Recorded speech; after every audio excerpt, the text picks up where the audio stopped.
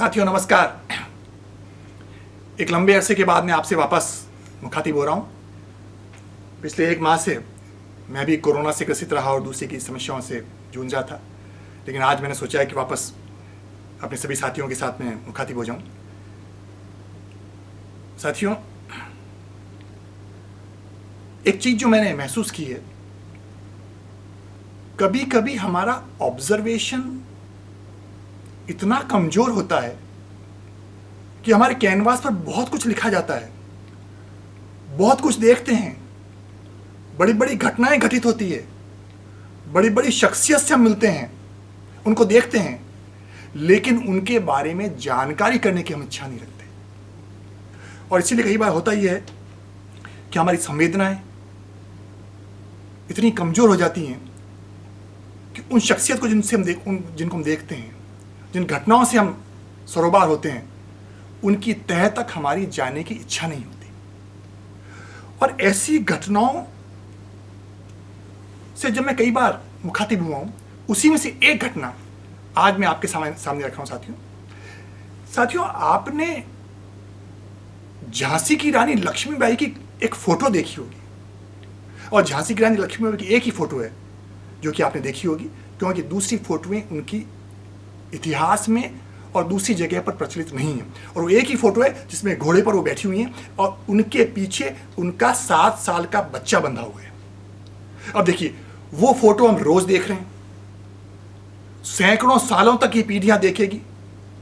भारतीय इतिहास की महान नायिका रही हैं, वो क्रांतिकारी रही हैं। लेकिन मैंने कहा ना कि हमारा ऑब्जर्वेशन कभी कभी बहुत कमजोर होता है। कभी आपने सोचने की कोशिश की है कि वो जो 7 साल का बच्चा है उसका क्या हुआ? झांसी की रानी लक्ष्मीबाई वीरांगना हुई, शहीद हुई, लेकिन उनके बच्चे का क्या हुआ? वो जो बच्चा जो पीठ पे बंधा हुआ था, क्या वो भी शहीद हुआ?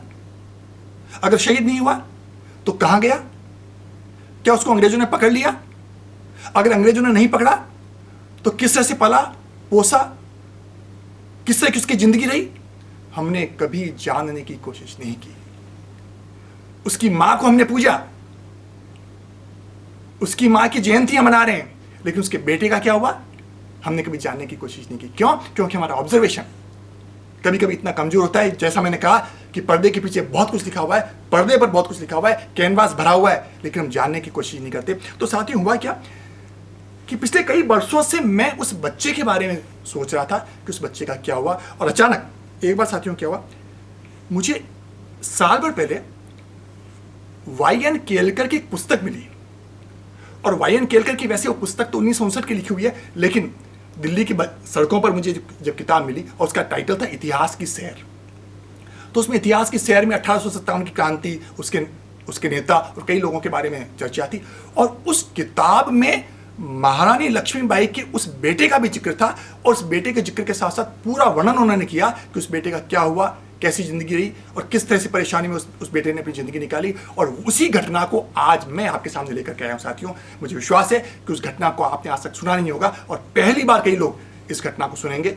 रोमांच करने वाली घटना है, आनंदित करने वाली घटना है, और साथ ही साथ कई सवाल खड़े करने वाली घटना भी है कि क्यों हम अपने इतिहास के पुरुषों को कई बार भूल जाते हैं। तो साथियों, हुआ ये कि ये सन 1842 की बात है। झांसी की रानी लक्ष्मीबाई की उम्र उस समय सिर्फ 14 साल की थी, सिर्फ 14 साल की। और उन्होंने महाराज गंगाधर राव से विवाह किया, झांसी के महाराजा से। उसकी उम्र उस समय 40 साल की थी। 40 साल के महाराज और 40 साल की महारानी, 14 वर्ष की महारानी थी। कुछ समय बाद उनके एक बेटा हुआ, और उस बेटे का नाम उन्होंने दामोदर राव रखा। लेकिन ईश्वर की ऐसी मर्जी हुई कि वो दामोदर राव 4 महीने बाद उनकी मृत्यु हो गई। 4 महीने बाद उनकी मृत्यु हो गई। और महाराज गंगाधर राव और महारानी कहते हैं उस बेटे की मृत्यु के सदमे से बहुत ज्यादा व्यथित हुए, और इतने ज्यादा व्यथित हुए कि महाराज गंगाधर राव की तो मृत्यु ही हो गई 2 वर्ष बाद। और उस समय महाराज गंगाधर राव के जो भतीजा था उसको महारानी ने गोद लिया। अब वैसे जो महाराज गंगाधर राव का जो भतीजा था उसका नाम तो था आनंद राव, उसको गोद लिया गया।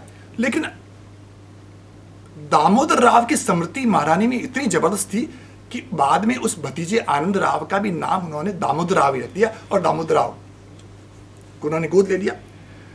अब साथी हुआ क्या कि जब दामोदर राव को गोद लिया गया, उस दामोदर राव, ये 1854 की घटना है, 54-55 की, 1849 का उसका दामोदर राव का जन्म है।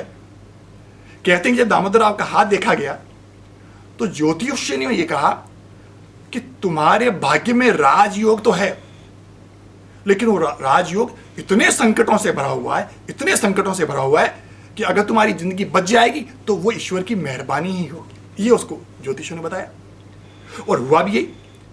जब महारानी ने उसको गोद लिया, उस समय तक स्थितियां बहुत ज्यादा बदल चुकी थी। 1855 में महारानी ने लॉर्ड डलहौजी को एक संदेश भेजा कि चूंकि मैंने इस बच्चे को गोद ले लिया है और चूंकि मैंने इस बच्चे को गोद ले लिया और इसको मेरा वारिस मान लिया जाए, क्योंकि उस समय अंग्रेजों का राज इतना ज़्यादा हो चुका था कि अंग्रेजों की परमिशन लेनी पड़ती थी, चारों तरफ अंग्रेजों का राज था। तो उन्होंने कहा कि इसको वारिस मान लिया जाए।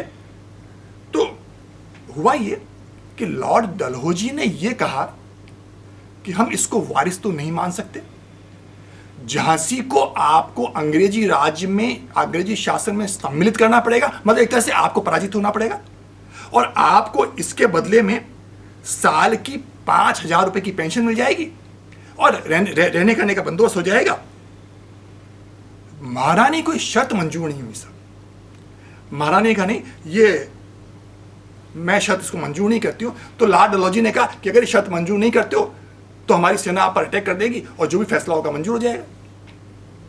और जो ही वो कहते हैं कि लॉर्ड डलहौजी का जब संदेश आया महारानी के पास, तो महारानी ने एक क्षण का भी विलंब किए हुए कह दिया कि मुझे मरना मंजूर है, लेकिन मैं झांसी को अंग्रेजों के अधीन नहीं होने दूंगी। अब रानी के जितने भी सरदार थे उन्होंने सबसे पहले ये कहा कि महारानी वो तो कोई बात नहीं, सर कटाने में एक क्षण का भी विलंब नहीं होगा, लेकिन इस बच्चे का क्या होगा जिसकी उम्र 7 साल है। काफी सोचा गया, युद्ध चालू हो गया। कहते हैं कि 2 सप्ताह तक युद्ध चला और आखिर के दिनों में महारानी ने सोच लिया कि अब मुझे भी युद्ध क्षेत्र में जाना है। और जब जाना है, सारे दरबारियों ने भी कह दिया कि महारानी अब इसके अलावा कुछ चारा नहीं है, अंग्रेजों की सेना पूरी तरह से झांसी के किले को घेर चुकी है। और चूंकि संदेश आ चुका था कि महारानी को बंद दरवाजे से झांसी से निकल करके कालपी तक जाना था और अंग्रेजों की सेना से लोहा लेते हुए जाना था। कहते हैं कि वो क्षण जो था बहुत भावुक क्षण था। महारानी ने अपने सिपह सालारों को कहा कि मेरे इस बेटे को मेरी पीठ पर बांध दिया जाए और इतना मजबूती से बांधा जाए कि जब मैं लड़ूं, जब युद्ध हो, तो बेटा गिरना नहीं चाहिए। कहते हैं कि बहुत ज्यादा भावुक क्षण था। और वाई एन केलकर ने जो उन क्षणों का वर्णन किया साथियों, अगर आप किताब पढ़ेंगे तो आपको लगेगा कितना मार्मिक क्षण था वो। कहते हैं कि महारानी की आंख से एक भी आंसू नहीं आया सर। महारानी घोड़े पर बैठी, घोड़े पर बैठ करके, और उनका जो घोड़ा था साथियों, फिर मैं दूसरी बात बता रहा हूं, चेटक का संस्मरण आपने पढ़ा होगा, लेकिन वही वाली बात है कि कभी कभी इतिहास किन्हीं के साथ न्याय करता है और किन्हीं के साथ न्याय पूरा हो नहीं पाता। महारानी के पास भी जो घोड़ा था जिसका इतिहास में वर्णन नहीं है, वो था बादल। बहुत बढ़िया घोड़ा था। महारानी बादल पर बैठी, उनके बेटे को दामोदर राव को पीठ पर बांधा गया, अच्छी तरह से बांधा गया। महारानी उस समय 29 साल की उम्र थी महारानी की। महारानी ने कहा कि मुझे दोनों हाथों में तलवार चाहिए। दरबारियों ने कहा कि दोनों हाथों में तलवार होगी तो घोड़े की लगाम आप कैसे पकड़ेंगी। महारानी ने कहा कि ये बादल को मैंने बेटे की तरह से पाला है, मैं जब मुंह से इसकी लगाम पकड़ूंगी, मेरा मुंह का इशारा समझेगा, मेरे दांतों का इशारा समझेगा और उसी इशारे के हिसाब से ये बादल दौड़ेगा। तो साथियों, उसी तरह से दोनों हाथों में तलवार ली महारानी ने। पीछे बेटा बंधा हुआ है दामोदर राव, 7 वर्ष का बेटा। कहते हैं केलकर ने अपनी किताब में लिखा है कि इमोशनली दामोदर राव इतना स्ट्रांग था कि एक आंसू दामोदर राव की आंख से नहीं निकला और ना ही महारानी लक्ष्मीबाई की आंखों से आंसू निकला। कहते हैं कि जो ही बांध दिया गया, गेट के दरवाजे, किले के दरवाजे खोल दिए गए और महारानी लड़ते हुए निकली। कहते हैं साथियों, जबरदस्त संग्राम हुआ। महारानी पूरी तरह से घायल हो गई। जब खून, महारानी के साथ साथ बेटा भी चारों तरफ से खून से लथपथ हो चुका था, बेटे के भी घाव लगे। पूरी तरह से घायल अवस्था में सिपह सालारों ने एक सुनसान स्थान में महारानी को सुरक्षित पहुंचाया। सेना हार चुकी थी, महारानी का इलाज हुआ, लेकिन महारानी ने दम तोड़ दिया, वहीं पर ही दम तोड़ दिया। लेकिन दामोदर राव जिंदा बच गए। जब दामोदर राव जिंदा बचे तो अब उन्होंने कहा कि क्या किया जाए। अब जब महाराज दामोदर राव जब जिंदा बचे साथियों, तो कहते हैं कि उस समय उनके पास सिर्फ 60 घोड़े और 40 सिपह सालार और कुछ ऊंट बचे थे, बाकी सारी सेना तबाह हो चुकी थी। अब उसको जंगलों में लिए दामोदर राव को, वो जो सिपह सालार थे उनके घूम रहे हैं। साथियों, अंग्रेजों ने तो महारानी को परेशान किया ही किया। कहते हैं उस समय उनके वारिस को लेकर के उनके सरदार घूमते रहे, गांव गांव घूमते रहे, लेकिन किसी ने उस वारिस को शरण नहीं दी। साथियों, वो कहते हैं ना कि विद्रोही ने तो हमें परेशान किया, लेकिन अपनों ने उससे ज्यादा परेशान किया। कहते हैं कई गांवों के सरपंच, कईयों के पंच, कईयों के तहसीलदार उनके आगे हाथ जोड़े गए, सब कुछ जोड़े गए। उन्होंने कहा कि ये महारानी का वारिस है, लेकिन किसी ने उनको शरण नहीं दी। एक गांव का मुखिया, साथियों, भाई निकल कर लिखते हैं कि एक गांव के मुखिया ने शरण देना स्वीकार किया मध्य प्रदेश में, और उसके बदले में कीमत क्या मांगी उसने कीमत मांगी कि मुझे 500 रुपए, अब सोचिए उस समय के 500 रुपए, 9 घोड़े और 4 ऊंट चाहिए। तो साथियों, कहीं भी उनको किसी भी तरह से उनको आशय नहीं मिला, और इस तरह साथियों 2 साल निकल गए। और कहते हैं 2 साल निकलने के साथ साथ ना तो खाने पकाने का सामान उनके पास, ना कुछ और, दर दर के भिखारी हो गए। पूरी बुंदेलखंड की पहाड़ियों में वो घूमते रहे, और बुंदेलखंड की पहाड़ियों से नहीं, उतर करके राजस्थान में झालरा पाटन और भवानीगंज मंडी तक वो बच्चा आया, और सिर्फ आखिरी समय तक उनके पास 40 सिपाही और 4 ऊंट बच गए थे साथियों, जिनके सारे उन्होंने अपना सारा समय निकाला। और उसके बाद सबसे बड़ी बात ये होगी कि किसी तरह से उनके जो भी सिपह सालार थे, उनमें एक उनके सरदार थे नन्हे खां साहब। नन्हे खां साहब ने अंग्रेजों के जो एक मिस्टर फ्लिंक थे, मिस्टर फ्लिंक से उन्होंने बात की, और उन्होंने ये कहा कि साहब, ये महारानी का बच्चा अब सिर्फ 9 साल का है, 2 साल से परेशान हो चुके हैं हम जंगलों के अंदर, सारा पैसा बर्बाद हो चुका है। कहते हैं कि 50,000 रुपये, उस समय के 50,000 रुपये, जिसने भी शरण दी उसने उस चीज़ का पैसा लिया। कहीं भी किसी ने भी रहम नहीं की उस बच्चे पर और उन सिपह सालारों पर। उन्होंने फिर मिस्टर क्लिम से बात की, अंग्रेजों के एक कमिश्नर थे, और उन्होंने ये कहा कि साहब, आप किसी तरह से बच्चे पर रहम कीजिए, बच्चे को टीबी भी हो चुकी है, बीमारियों से वो ग्रसित हो चुका है। और उसके बाद उन्होंने इंदौर में एक कर्नल थे, उन कर्नल से भी बात की।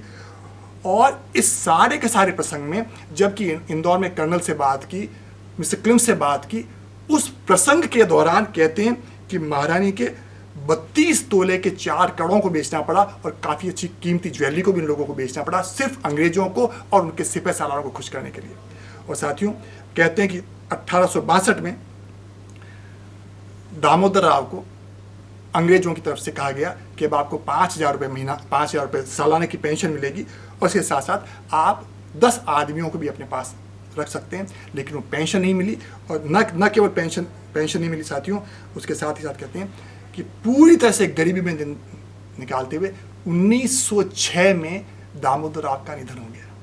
1906 साथियों का काल है, जिस काल में महात्मा गांधी और जवाहरलाल नेहरू इस देश में मौजूद थे।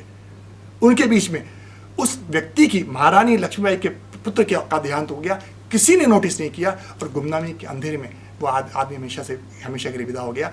दामोदर राव के, कहते हैं कि दामोदर राव के जो बेटे थे, उन बेटे का नाम लक्ष्मण राव था, और लक्ष्मण राव के जो बेटे थे उसका नाम कृष्ण राव था, जो उनका पोता था। और वो कृष्ण राव जो है, इंदौर में टाइपिस्ट की नौकरी, बिजली बोर्ड के ऑफिस में टाइपिस्ट की नौकरी किया करता था साथियों, और एक कमरे और किचन के मकान में उसने पूरी जिंदगी निकाल दी। किसी ने ना तो दामोदर राव की सुध ली, ना उनके पोते की सुध ली। इसीलिए कई बार कहते हैं कि इतिहास बड़ा निर्दयी होता है, इतिहास बड़ा निष्ठुर होता है, कईयों के साथ बहुत ज़्यादा अन्याय कर देता है, और किसी के साथ जब अन्याय करता है तो उसकी सीमा नहीं होती साथियों। ये एक बहुत अच्छी महत्वपूर्ण स्टोरी थी, जिसको कि मैं सोचा कि आपके साथ साझा करूं। साथियों, अगले साल फिर एक नए एपिसोड के साथ, अगले सप्ताह फिर एक नए एपिसोड के साथ आपके समक्ष उपस्थित होऊंगा। तब तक के लिए आज्ञा दीजिए। नमस्कार।